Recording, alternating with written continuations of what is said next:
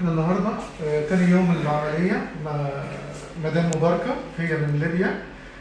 طبعا كانت عندها لحمية كبيرة قوي على الحبل الصوتي الشمال، وطبعا اللحمية ديت كانت منع الصوت تقريبا، كان صوتها فيه حشرجة غير طبيعية يكاد يكون غير مسموع.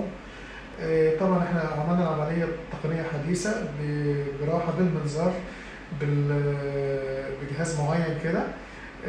الهدف من التكنولوجي ده ان احنا العمليه ما تاخدش اكتر من 4 دقائق او 5 دقائق. والنتيجه النهارده بعد العمليه اخبارك صوت مباركه رجع تاني اهو. اخبارك ايه يا مباركه؟ الحمد لله يا ربي. على صوتك يا مباركه. الناس الحمد لله يا ربي. صوتك احسن الحمد لله دلوقتي؟ لا الحمد لله. انت كان مشكلتك في ليبيا فتره الصوت كان فيه مشكله؟ من لي سنه، من شهر 7 لتو 7 لي سنه وانا صوتي فيه مشاكل هلا. في بحث صوت حتى يرجع وبعدين يقول لي كيف ما هو. حلقي كلها يوجع. تو الحمد لله.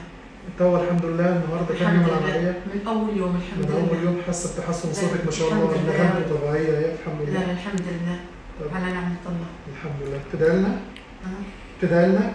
الحمد لله. بارك الله فيك. الله يرحمه ويهديك ان شاء الله. احلى دعوه النهارده. الحمد لله. تسلمي تسلمي. سلمك.